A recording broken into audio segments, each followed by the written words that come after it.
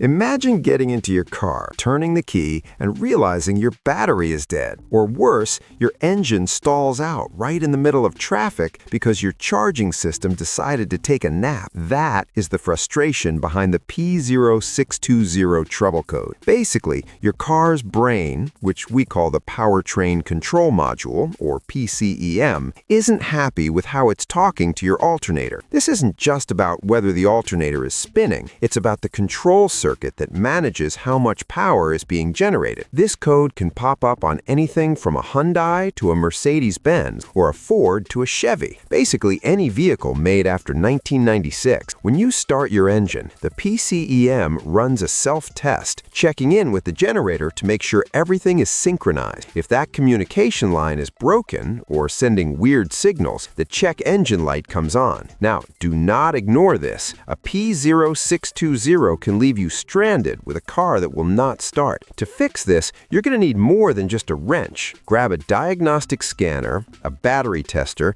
and a good digital multimeter, also known as a DVOM. Start by checking for technical service bulletins for your specific car model, because sometimes manufacturers release updates that fix this exact glitch without you needing to replace parts. If there are no bulletins, clear the code and drive for a bit to see if it comes back. If it does, check your battery first. A weak battery can trigger false codes. If the battery is good, inspect the alternator's output voltage. You want to verify that battery voltage is actually reaching the alternator connector. I cannot tell you how many times people replace an expensive alternator only to find out a $5 fuse was blown or a wire was corroded. Check every fuse related to the charging system and do it while the circuit is loaded if possible, as that gives a truer reading. Look closely at the wiring harness for any signs of burn, cuts, or water damage, especially near the connectors. If the wiring, fuses, and grounds are all solid and the alternator tests fine, you might be looking at a faulty PCEM, which is rare but happens. In that case, you might need a reprogramming done by a professional. It's a bit of detective work, but checking those grounds and connections is usually where you find the culprit.